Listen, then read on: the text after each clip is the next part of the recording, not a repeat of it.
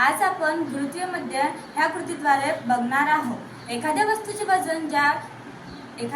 वजन ज्या बिंदूवर केंद्रित झालेले असते तो बिंदू म्हणजेच गुरुत्वमध्य होय। सोप्या भाषेत जर तुम्ही एखाद्या वस्तूचा गुरुत्वमध्य शोधला आणि त्या बिंदूवर वस्तू उचलण्याचा प्रयत्न केला तर ती वस्तू संतुलित राहील।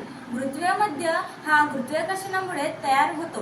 गुरुत्वाकर्षणामुळे पृथ्वी प्रत्येक वस्तूला तिच्या केंद्राकडे आकर्षित करतात। एखाद्या वस्तूचे गुरुत्वमध्य ही वस्तू संतुलित ठेवण्यास मदत करतो। मला हे सांगा, ह्या खिड्यावर हे खिळे उभे राहू शकणार का? नाही, मी करून बघतो।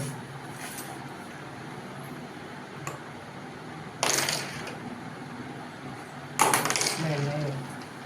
आता आपण ह्या खिळ्याचा गुरुत्वमध्य शोधू आणि ठेवण्याचा प्रयत्न करू। आता मी अशी मांडणी करणार आहे।